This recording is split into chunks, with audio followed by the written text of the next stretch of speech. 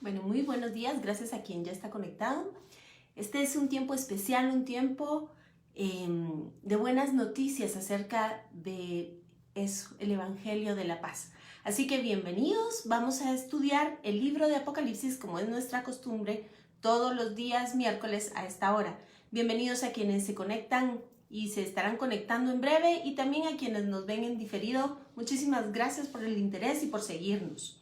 Recordarán que hemos estado platicando acerca de los sellos y hemos visto precisamente en el libro de Apocalipsis capítulo 6 que tiene sus paralelos en el libro de Zacarías y pues hemos estado de acuerdo a la lingüística, de acuerdo a la historia, la culturalidad, entendiendo qué significan estos sellos. Así que hemos dicho que es todo un recuento histórico acerca de los imperios que sojuzgaron a Israel, aquellos que se los llevaron en cautiverio, el caso de Babilonia, y aquellos que también por algún periodo de tiempo pues tuvieron cierta injerencia en él. Y nos quedamos platicando la última vez acerca del Imperio Romano. Bienvenido Carlos Díaz, un abrazo para usted y a quienes también están conectados. Un abrazo fuerte. Así, para hacer un recuento muy breve, platicamos precisamente que uno de estos sellos era el cuarto sello, se refería precisamente al Imperio Romano, que estuvo sobre el reino de Israel del año 63 antes de Cristo al año cuarto después de la era cristiana, pues de la era común. Siendo Herodes, como ustedes se recordarán, el rey romano que estaba gobernando precisamente Israel, y recordarán ustedes que hicimos un recuento acerca de lo que la profecía decía de la disminución de los alimentos. Platicamos también cómo fue cercado Jerusalén, cómo fue la destrucción del templo, la destrucción de la misma ciudad, la santa ciudad, y cómo huyeron entonces aquellos que pudieron. Gracias Carlos, paz y bendiciones para usted también, Jenny, bienvenida.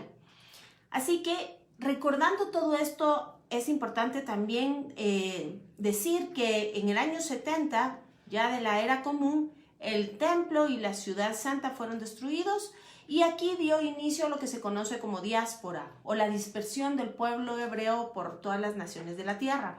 Déjeme contarle que además la Biblia registra a estas naciones como los sepulcros de los cuales Dios hará volver a su pueblo. Y acerca de todo esto estaremos platicando el día de hoy. Pero para poder tener una idea real acerca de los sellos que están que vamos a estudiar a continuación, es importante tener también una idea de todo el contexto histórico que rodeó a la nación de Israel y que la hizo lo que es el día de hoy un estado independiente. No podemos separar la profecía bíblica de la historia, estas van de la mano y por supuesto nosotros sabemos que en el contexto hebreo la palabra olam es también una eternidad en ciclos, así que dice Isaías que nada nuevo hay debajo del sol, todo lo que fue será y volverá a ser, y es importante entonces que podamos entender todo lo que el pueblo de Israel ha vivido para saber cuál es de esta sombra lo que muy probablemente estará por venir. Así entonces, el dominio extranjero sobre Israel, podemos citar en el año 313 al 636 el dominio bizantino sobre la tierra de Israel. Luego del 636 al 1099 el dominio árabe. Luego del 1099 al 1291 el dominio cruzado. Y del 1291 a 1516 el dominio mameluco.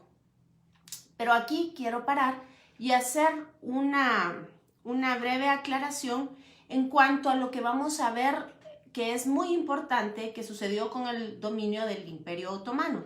Y es que el Señor Dios en Levítico 25 dejó claro que la tierra de Israel es de Él. Él tiene especial cuidado y amor por esa tierra.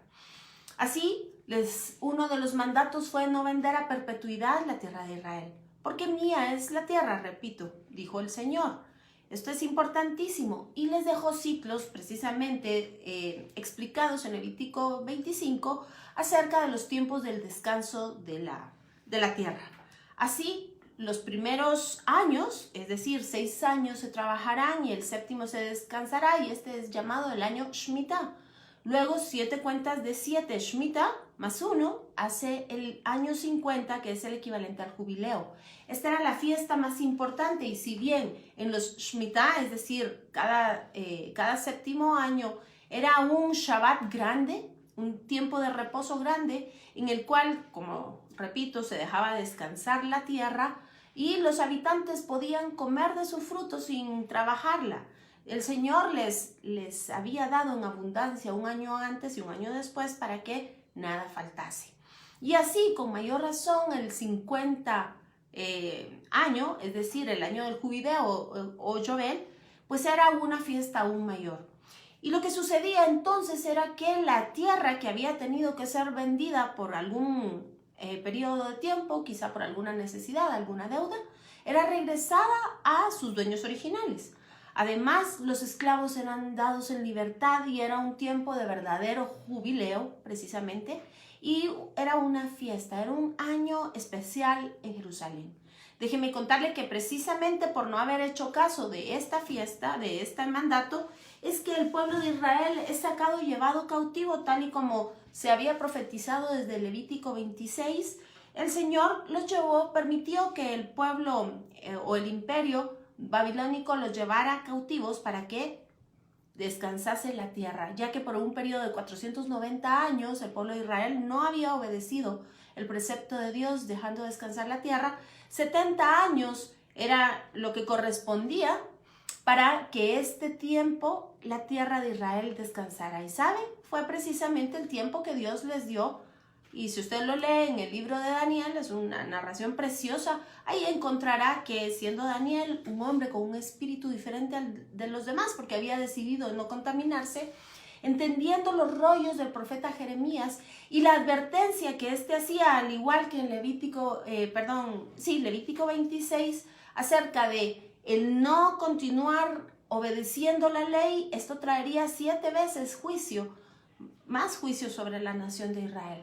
Así que usted conoce todo lo que sucedió en el libro de Daniel, conoce la oración hermosa de este hombre intercediendo por su pueblo. Y pues es así que el Señor permite que regresen a Jerusalén. Esta es una pauta importantísima de tener en mente a la hora de platicar acerca de profecía bíblica.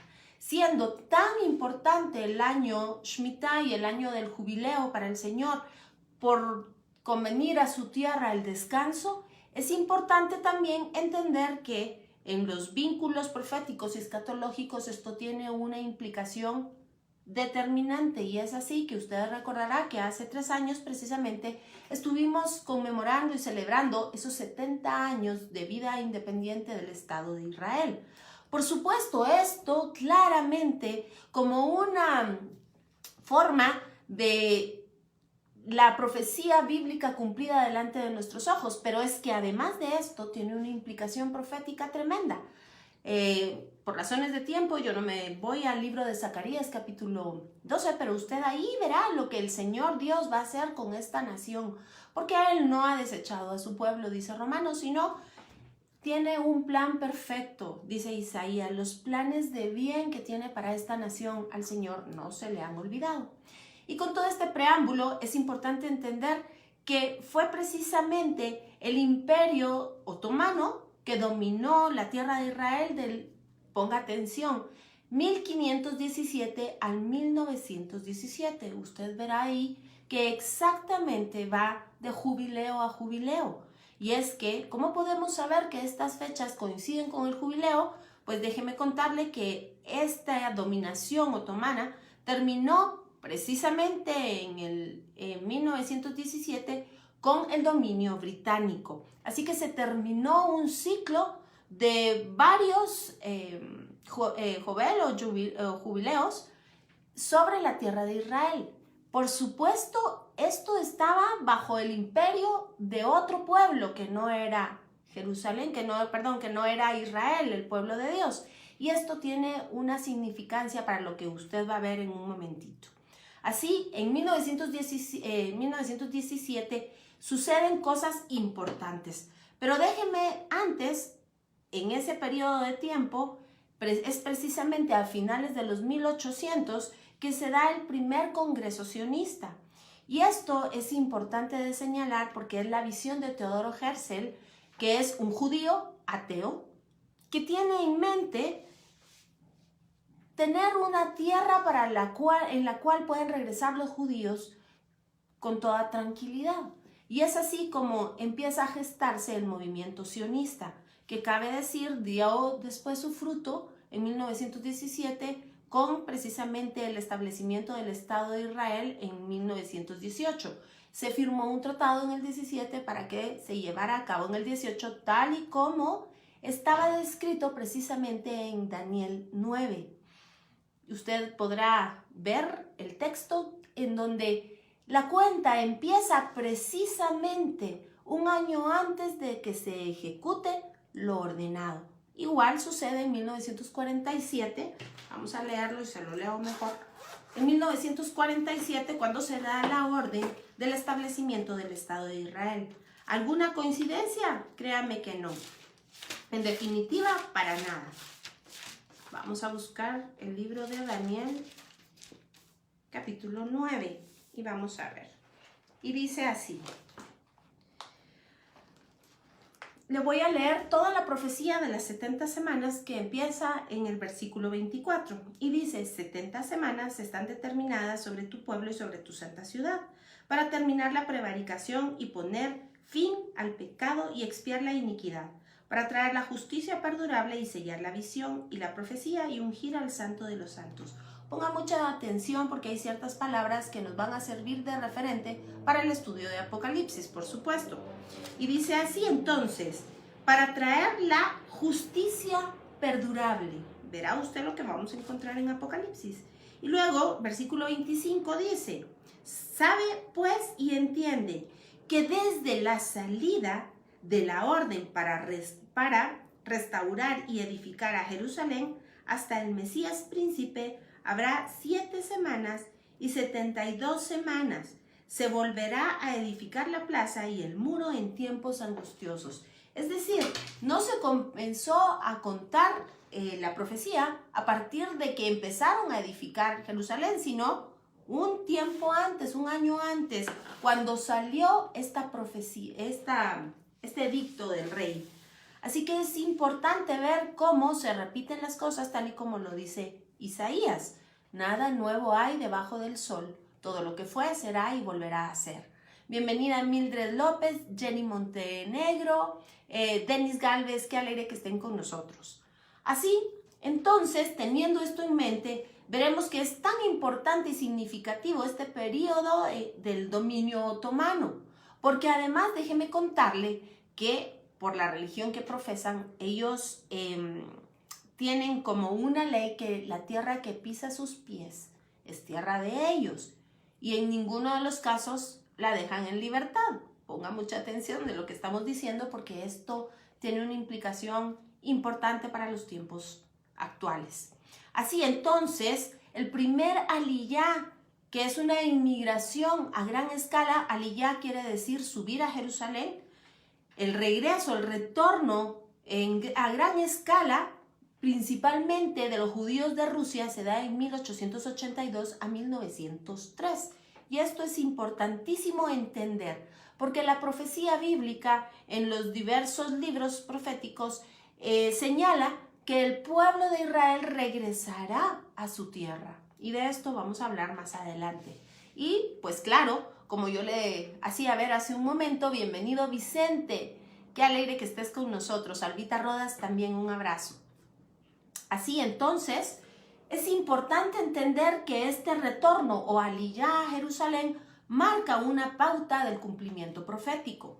Y por eso es tan importante este movimiento sionista que aunque estableció a Israel como un estado laico con pincelazos judíos, porque no es un estado teocrático. Y esto es muy importante para entender también lo que Pablo nos explica en la carta a los romanos. No todo aquel que es descendiente o de linaje es hijo de Dios.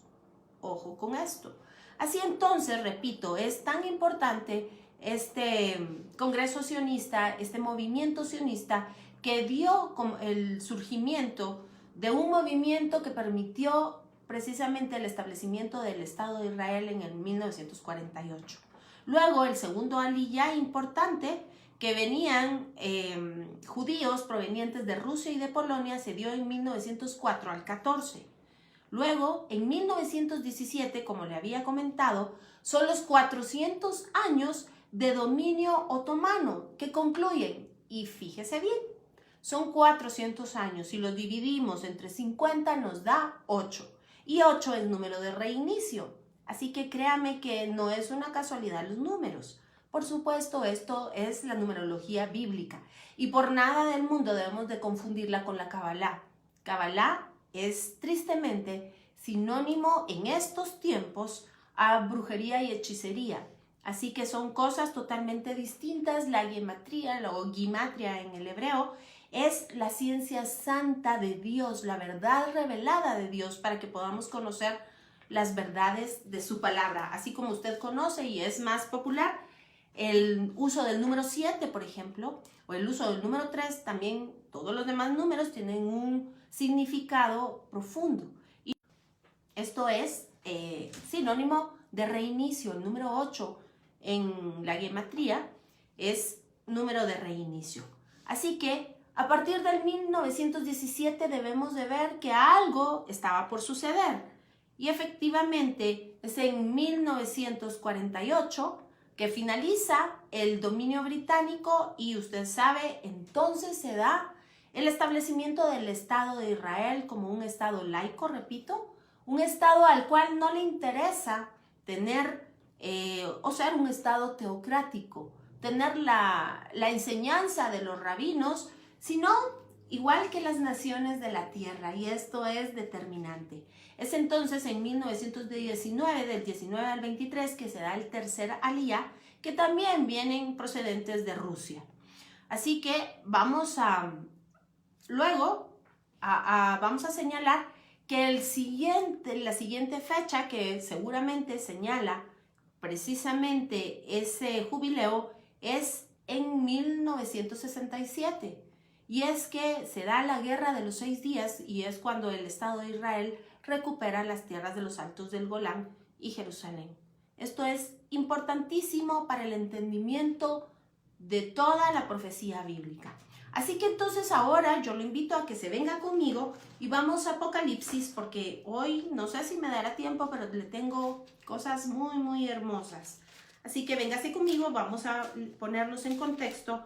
Apocalipsis capítulo 6 y vamos a seguir leyendo a partir de el versículo 8 y dice: miré y he aquí un caballo amarillo, del cual nosotros ya platicamos, y al que lo montaba tenía por nombre Muerte y Hades, le seguía, y le fue dada potestad sobre la cuarta parte de la tierra para matar con espada, con hambre, con mortandad y con las fieras de la tierra. ¿Se recuerda usted que platicamos precisamente acerca de que no debía faltar el aceite y el vino, y esto era una prefiguración acerca de Jesucristo? Estando bajo la dominación romana, recuerda usted todo lo que hablamos acerca de la economía, acerca de la escasez de alimentos y luego el sitio de Jerusalén, pero no faltó la libación precisamente del Cordero de Dios que quita el pecado del mundo. Hicimos toda la analogía en su momento, usted puede verlo en los videos anteriores.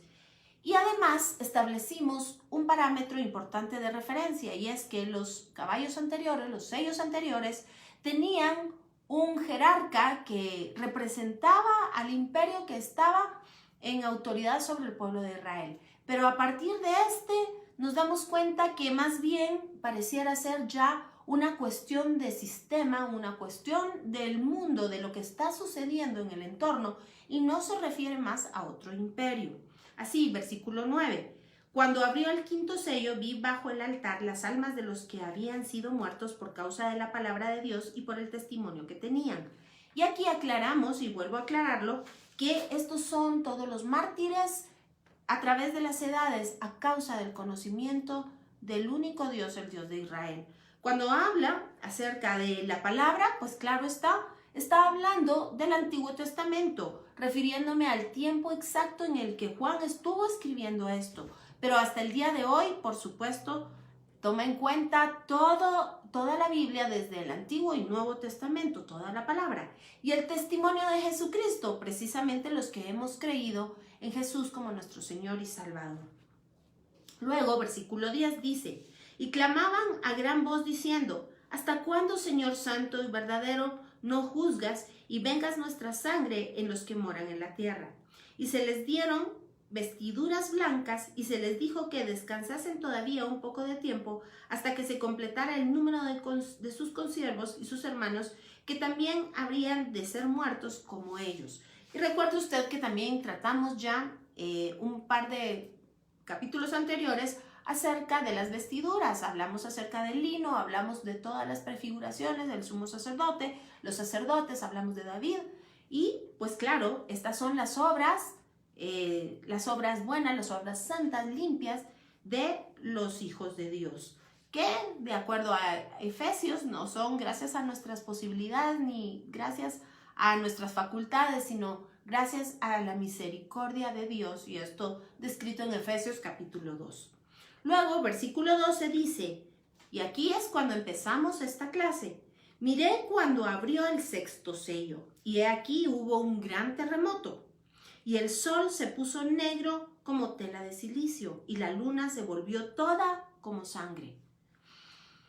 Y las estrellas del cielo cayeron sobre la tierra, como la higuera deja caer sus higos cuando es sacudida por un fuerte viento. Y el cielo se desvaneció como un pergamino que se enrolla, y todo monte y toda isla se la ira del Cordero, porque el gran día de su ira ha llegado, y quién podrá sostenerse en pie. Así que vamos a ir estudiando verso por verso, palabra por palabra, acerca de todo lo que aquí está descrito. Bienvenida, Eva, un abrazo para ti, qué alegre. Así que empecemos. Mire y dice, mire cuando abrió el sexto sello, muy parecido a esto. Véngase conmigo, por favor, y lo vamos a descubrir en Mateo 24, del 29 al 32, y sus paralelos los puede encontrar en Marcos 13, del 24 al 37, Lucas 21, del 25 al 36 y otros. Así voy a comenzar entonces con el texto de Mateo, y dice, e inmediatamente después de la tribulación de aquellos días, el sol se oscurecerá, y la luna no dará su resplandor, y las estrellas caerán del cielo, y las potencias de los cielos serán conmovidas. Entonces aparecerá la señal del Hijo del Hombre en el cielo, y entonces lamentarán todas las tribus de la tierra y verán al Hijo del Hombre viniendo sobre las nubes del cielo con poder y gran gloria. Y enviará a sus ángeles con gran voz de trompeta, y juntarán a sus escogidos de los cuatro vientos, desde un extremo del cielo hasta el otro. De la higuera aprended la parábola. Cuando ya su rama esté tierna y brotan las hojas, sabéis que el verano está cerca.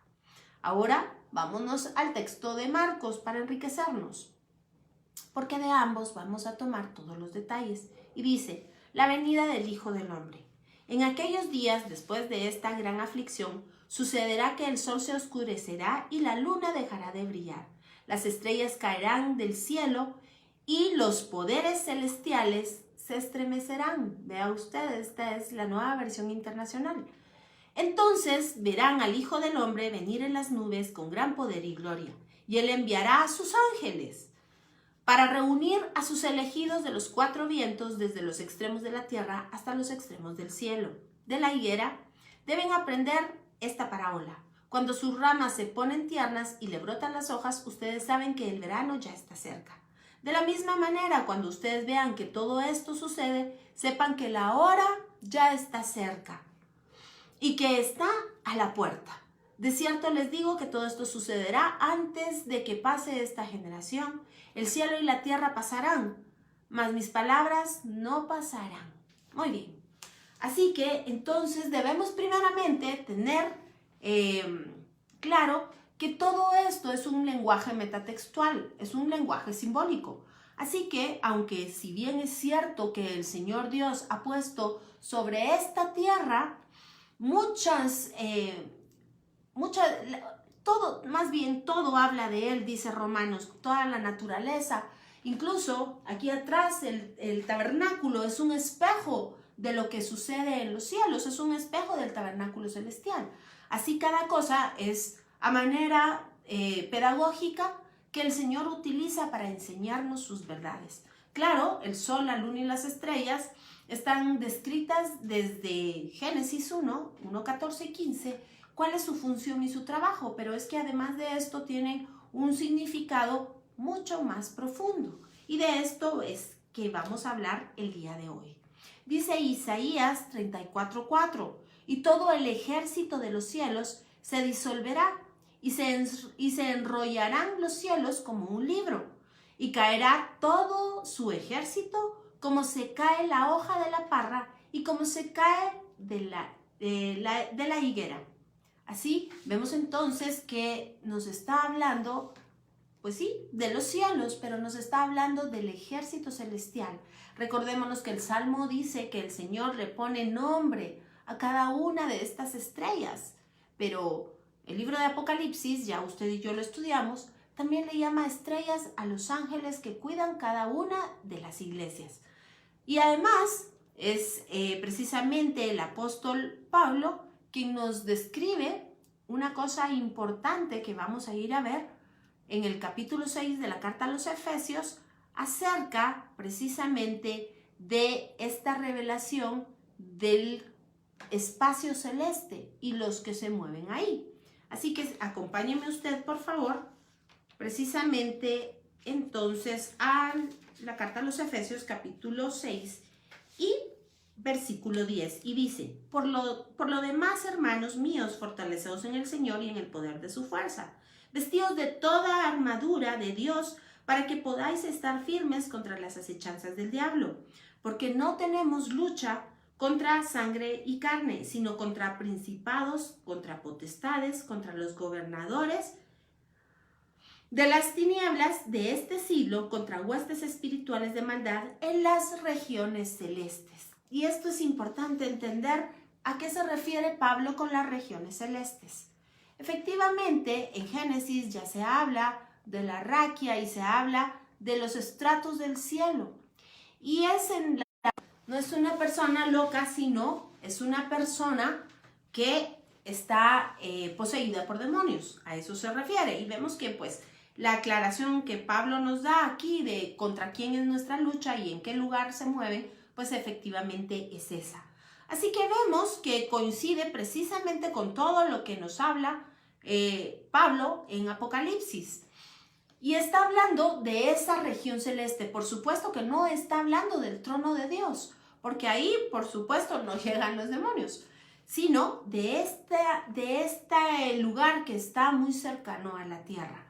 Y dice entonces, vemos en la nueva versión internacional, que dice así claramente, a ver, se lo busco, y él enviará a sus ángeles. Así que hay ángeles también de parte del Señor, cuya función es reunir a sus elegidos desde los cuatro vientos. Y dice desde los extremos de la tierra hasta los extremos del cielo. Esto es importantísimo. Vea usted que está hablando de los dos lugares, cielos y tierra, y esto tiene una relación importante con el texto de Apocalipsis. Además dice que los poderes celestiales se estremecerán, y esto es una palabra vital para lo que estamos estudiando. Así vemos que de acuerdo a la cosmovisión de los hebreos, hay un comentario que llama poderosamente la atención y es el del rabino Nor-Yisak. Y este decía que si, literalmente se lo leo, si Dios, el Santo bendito sea, quisiera cambiar a su pueblo Israel, tendría que venir otra vez de la misma manera en que vino en el monte Sinaí. Y tendría que entregar nuevamente la Torá de la misma forma. Y para entender esto, yo le voy a suplicar que se venga entonces conmigo a Éxodo y entender qué quiere decir esta anotación que está diciendo precisamente el rabino. Vamos a leer Éxodo 19, del versículo 15 al 20, para entender cuál fue esta forma en la cual el Señor Dios le entregó la Torá o la enseñanza al pueblo de Israel. Y dice así: y dijo al pueblo: estad preparados para el tercer día, no toquéis mujer. Aconteció que al tercer día, cuando vino la mañana, vinieron truenos y relámpagos, y espesa nube sobre el monte, y sonido de bocina muy fuerte. Y se estremeció todo el pueblo que estaba en el campamento. Vea usted qué dice, se estremeció el pueblo que estaba en el campamento.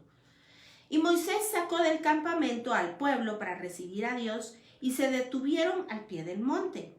Todo el monte Sinaí humeaba, porque Jehová había descendido sobre él en fuego, y el humo subía como el humo de un horno, y todo el monte se estremecía nuevamente en gran manera. El sonido de la bocina iba en aumento, en extremo. Moisés hablaba y Dios le respondía con voz tronante. Y descendió Jehová sobre el monte Sinaí, sobre la cumbre del monte, y llamó Jehová a Moisés a la cumbre del monte, y Moisés subió. Ahora, vea usted, esto, de acuerdo a las historias judías que han ido de generación en generación, cuentan que el temor de la gente fue tal y la gloria fue tan tremenda que los judíos cayeron muertos a las orillas del monte Sinaí al ver la gloria de Dios, y que Dios en su misericordia los levantó de la muerte. Vea usted todo el cuadro y lo que representa. Así dice que tuvieron tanto miedo, y nos lo explica luego en Deuteronomio, que le pidieron a Moisés que él solo tuvieran que ver con Dios, que ellos no querían volver a ver esta aparición tremenda, grande y terrible. Y entonces vean lo que pasa. Vamos a terminar el capítulo. Versículo 21. Y Jehová dijo a Moisés, desciende y ordena al pueblo que no traspase los límites para ver a Jehová, porque caerá multitud de ellos. Y también que se santifiquen los sacerdotes que se acerquen a Jehová, para que Jehová no haga en ellos estrago. Moisés dijo a Jehová, el pueblo no podrá subir al monte Sinaí, porque tú nos has mandado diciendo, señala los límites al monte y santifícalo. Y Jehová le dijo, ve, desciende y subirás tú y Aarón contigo. Mas los sacerdotes y el pueblo no traspasarán el límite para subir a Jehová, no sea que haga en ellos estrago. Pero ponga atención, dice, ve y desciende y subirás tú y Aarón contigo. Y entonces Moisés descendió y se lo dijo al pueblo.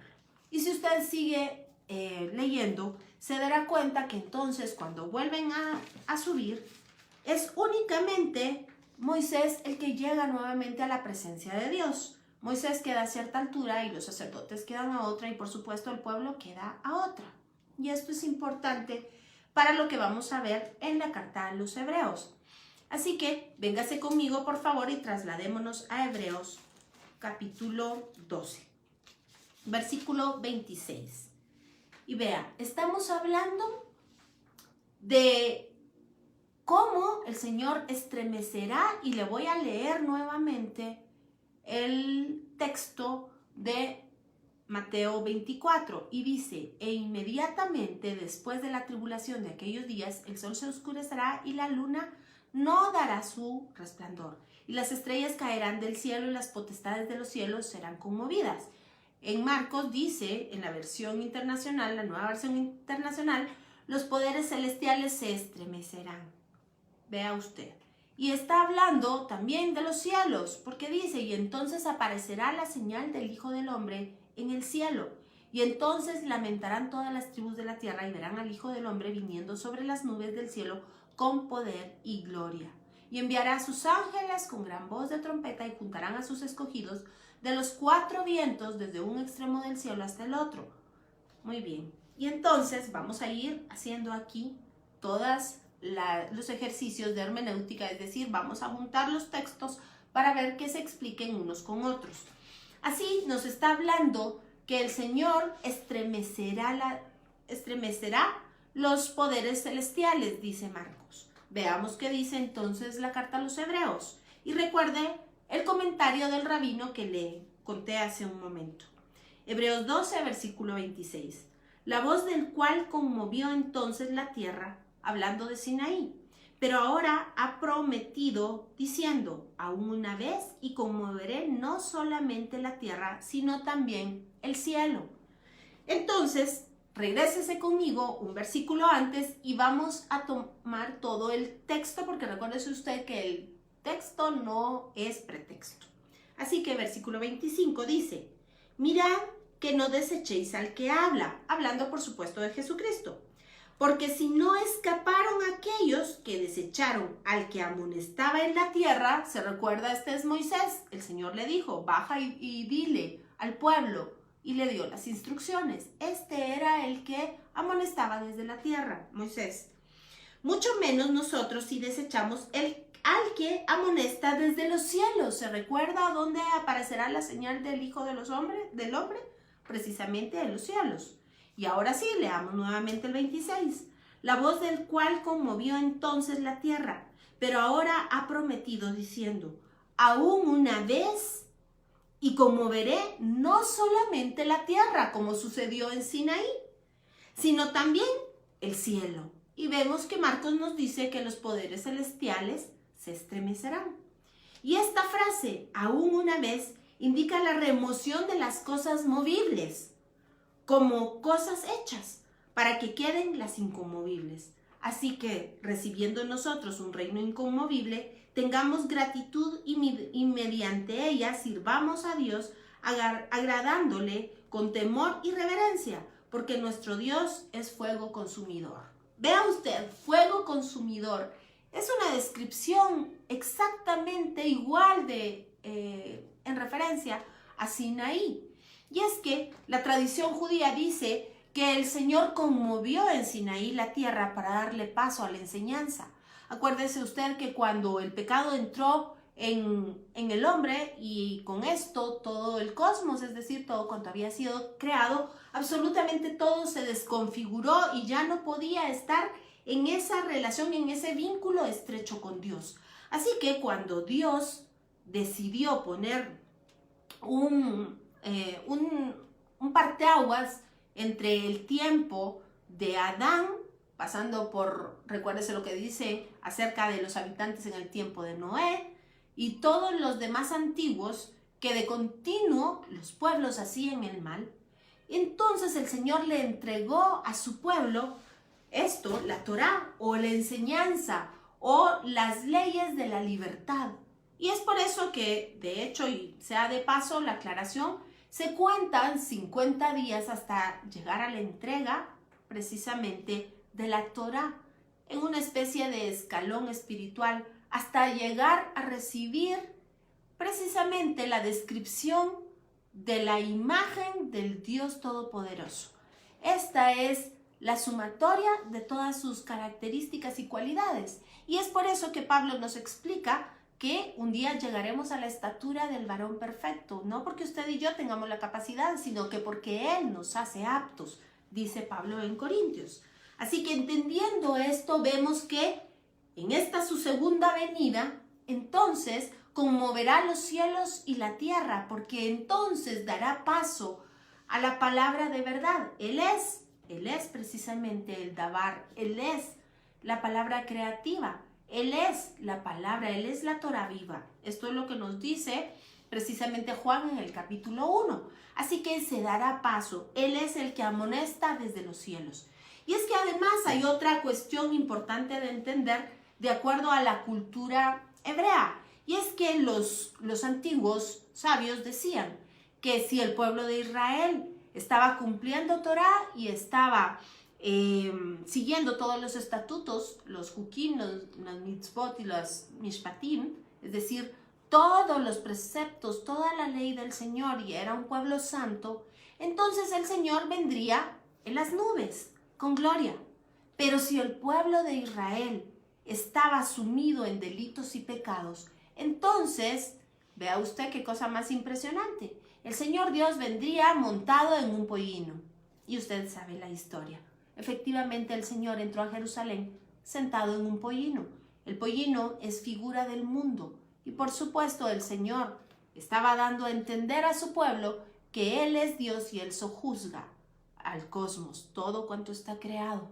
Pero en esta segunda venida vendrá con gloria. Se lo repito, y dice, e inmediatamente después de la tribulación de aquellos días, el sol se oscurecerá y la luna no dará su resplandor, y las estrellas caerán del cielo y las potencias de los cielos serán conmovidas. Entonces aparecerá la señal del Hijo del Hombre en el cielo, y entonces lamentarán todas las tribus de la tierra, y verán al Hijo del Hombre viniendo sobre las nubes del cielo con poder y gran gloria.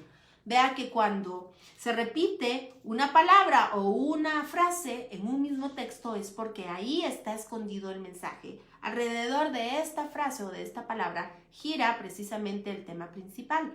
Así que vemos que aquí el tema principal es la aparición del Hijo del Hombre en las nubes con gran poder y gloria. Bienvenido Leonel Estuardo Gómez, qué alegre que esté con nosotros conectado. Bendiciones. Así pues, entonces vamos encontrándole sentido a este texto, pero nos falta mucho platicar acerca de la higuera, nos falta también platicar acerca de las estrellas, del sol y la luna, porque hay verdaderamente cosas hermosas. Así, cuando habla entonces del terremoto, platicando y regresando al texto de Apocalipsis, vemos que más bien se refiere a la conmoción de las cosas en los cielos y en la tierra. Pero como les señalaba en un principio, el Señor ha permitido que todas las cosas naturales lo señalen a Él o lo anuncien a Él. Y déjeme contarle un dato importante, curioso. Y es que fíjese usted que los expertos en terremotos, las personas que estudian las capas de la tierra, se han dado cuenta que existe un ciclo en Israel de terremotos muy fuertes.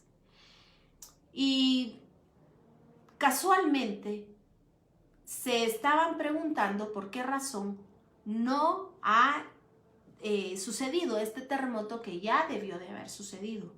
Así que probablemente en los próximos años veamos un terremoto que sacuda la tierra de Israel. Y esto lo dicen las capas de la tierra. Es importante ver cómo la ciencia respalda todo lo que la Biblia dice. Ahora vamos, por favor,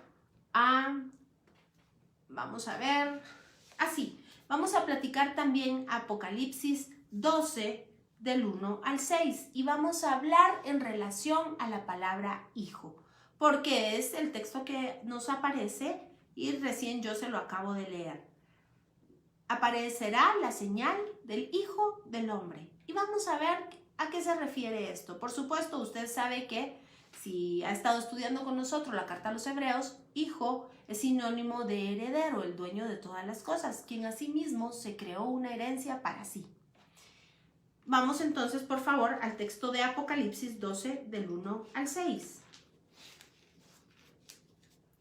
Y dice así: apareció en el cielo una gran señal, una mujer vestida de sol, con la luna debajo de sus pies, y sobre su cabeza una corona de 12 estrellas, y estando encinta clamaba con dolores de parto, en la angustia del alumbramiento. También apareció otra señal en el cielo. He aquí un gran dragón escarlata que tenía 7 cabezas y 10 cuernos, y en sus cabezas 7 diademas, y su cola arrastraba la tercera parte de las estrellas del cielo y las arrojó sobre la tierra. Y el dragón se paró sobre la tierra y el dragón frente a la mujer, que estaba para dar a luz, a fin de devorar a su hijo tan pronto como naciese. Y ella dio a luz un hijo varón, que regirá con vara de hierro a todas las naciones, y su hijo fue arrebatado para Dios y para su trono. Y la mujer huyó al desierto, donde tiene lugar preparado por Dios, para que allí la sustente por 1270 días. Así que esto es importante. Y luego habla precisamente de una batalla que se lleva a cabo entre Miguel y los ángeles que luchaban contra el dragón. Y cuando lleguemos a este espacio, entonces vamos a ahondar más acerca de ello. Pero es importante entender a qué se refiere acerca del hijo varón. Y si usted me hace el favor, véngase conmigo al texto de Oseas 11:1 y dice así: cuando Israel era muchacho, yo lo amé y de Egipto llamé a mi hijo. Y este texto tiene una relación importante con el texto precisamente de Éxodo 4:23 al 25, que dice, Dios hablándole a Faraón: te ordené, por supuesto por medio de Moisés, te ordené, deja salir a mi hijo para que pueda adorarme, pero como te has negado, ahora mataré a tu primer hijo varón. Éxodo 4:23 al 25, vea usted. Entonces vemos que efectivamente, cuando los judíos nos hablan de los textos de Isaías, que ya vamos a tocar, de los textos de Oseas, por supuesto, esto tienen razón. De manera histórica, Israel es el hijo de Dios. Pero debemos entender que en la profecía hay tiempos proféticos y hay, por supuesto, una profecía inmediata y una profecía a largo plazo. Además, en la profecía se establecen sistemas de interpretación y el día de hoy vamos a hacer uno. Esto es un pesher, es decir, un texto que interpreta a otro. Así, en Mateo 1:23 podemos leer: por tanto, el Señor mismo os dará señal. He aquí que la Virgen concebirá y dará a luz un hijo y llamará su nombre Emmanuel. ¿Sabe? Precisamente este es el texto que se encuentra en Isaías 7:14. Y cuando los judíos, con toda la razón, hablan de este texto, se refieren precisamente al pueblo de Israel.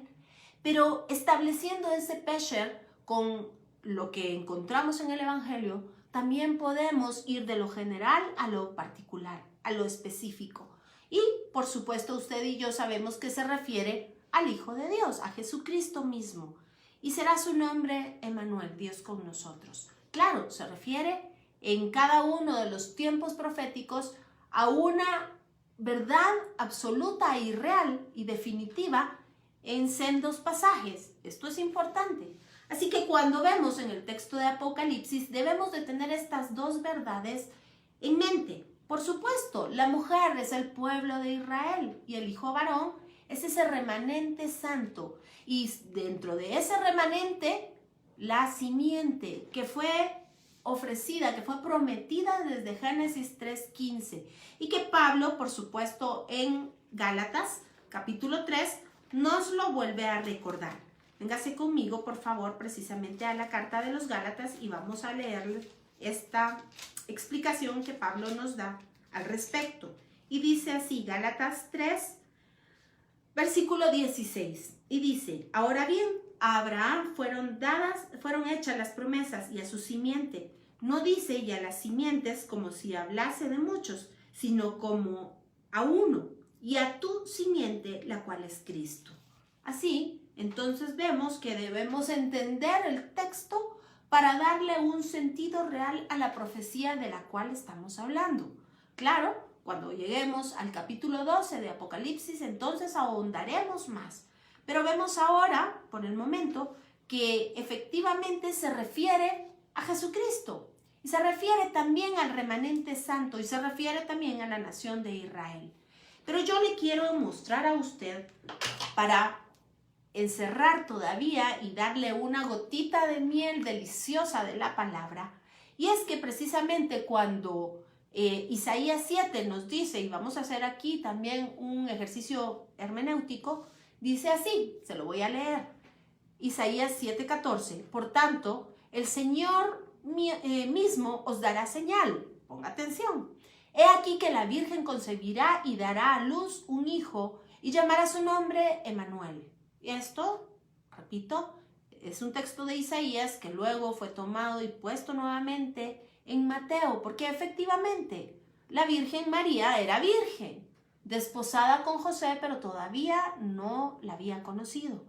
Y entonces es cuando se lleva a cabo este embarazo virginal santo, que solo Dios puede proveerse a sí mismo.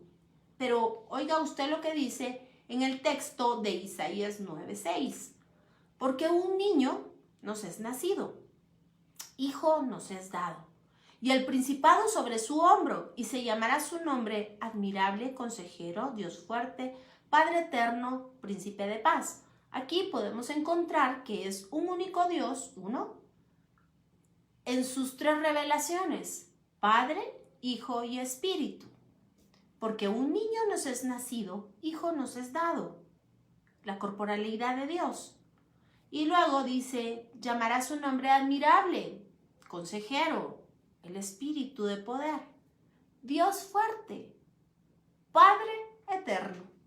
Es la misma persona, una sola, príncipe de paz. Pero luego dice, y lo dilatado de su imperio y la paz no tendrá límite sobre el trono de David y sobre su reino, disponiéndolo y confirmándolo en juicio y en justicia. Y estas palabritas son importantes que usted las tenga en mente porque están justamente descritas en Apocalipsis. Desde ahora y para siempre, el celo de Jehová de los ejércitos hará esto. Es decir, el celo de Hashem Tsebaot hará esto. ¿Y sabe usted qué quiere decir Hashem Tsebaot?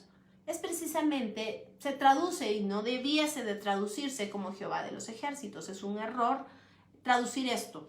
Pero podríamos decir que es el Dios de las huestes de los cielos y de la tierra. ¿Se recuerda que estamos hablando de la conmoción de los cielos y la tierra? Pues precisamente es el mismo texto. Pero yo le quiero mostrar, de acuerdo al significado del grafismo en las letras hebreas, y confirmarle el texto de Isaías 7. Y os dará señal. Y he aquí una mujer concebirá y dará a luz un hijo varón, una virgen, una betula. Y ponga por favor mucha atención. Vea conmigo aquí atrás. En el texto hebreo las letras hablan. Cada letra tiene un significado en sí misma. Su significado pictográfico o la letra que se utilizó en el tiempo de Moisés, paleohebreo. Además el sonido. Y cada una de las letras, lo hemos platicado, tiene un significado numérico. Pero hoy le voy a mostrar el significado gráfico de una de ellas y lo que quiere decir a manera de un tesoro escondido en este texto precisamente de Isaías 9:7. Y vea conmigo. Esta letra es la letra Mem, equivalente a nuestra letra M. Esta letra se utiliza al principio y en medio de las palabras. Es una regla ortográfica. Pero cuando la letra Mem tiene que ir al final de una palabra, entonces se utiliza la sofit. Esto quiere decir la Mem final y esta va cerrada. Es una Mem cerrada. Mem regular y Mem sofit. La Mem regular, la de arriba para el inicio y la parte del medio de las palabras, y la Mem sofit es la Mem que va al final de las palabras. Y vamos a establecer aquí una analogía. Cuando el Señor Dios habla de Egipto, saqué a mi hijo, la figura que nos está dando es del nacimiento de un hijo varón.